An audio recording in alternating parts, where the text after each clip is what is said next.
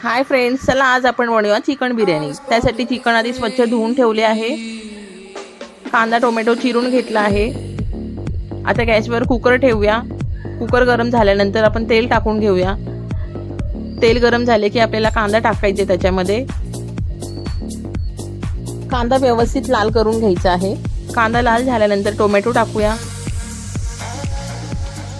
Tomato नरम होईपर्यंत परतून घ्यायचे। टोमॅटो नरम होण्यासाठी आपण मीठ टाकूया त्याच्यामध्ये। मीठ टाकल्यानंतर आले लसणाची पेस्ट टाकूया। आता मसाले टाकून घेऊया। गरम मसाला, बिर्याणी मसाला, हळद आणि लाल तिखट। मसाले सगळे टाकून झाले आहे। व्यवस्थित परतून घेऊया। मसाल्याला तेल सुटेपर्यंत आपल्याला परतायचं आहे। आता आपण चिकन टाकूया।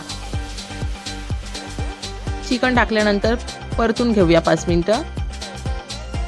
अर्धा लिंबू ॲड करूया। चिकन वाफेवर शिजून घेऊया।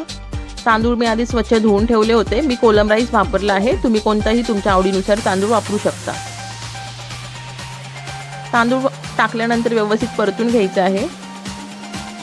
कोथिंबीर टाकूया चिरून। नंतर पाणी टाकूया। तुम्ही तुमच्या गरजेनुसार पाणी टाकू शकता। मी माझ्या अंदाजेप्रमाणे पाणी टाकले आहे। पाणी टाकल्यानंतर व्यवस्थित एकजीव करून घेऊया आणि कुकरचे झाकण लावूया। 3 शिट्ट्या काढून घ्यायचे आहे आपल्याला। 3 शिट्ट्या झाल्या आहेत आपले। बघा फ्रेंड्स, आपली बिर्याणी किती छान तयार झाली आहे। तुम्ही पण अशी बिर्याणी नक्कीच ट्राय करून बघा, तुम्हाला नक्की आवडेल।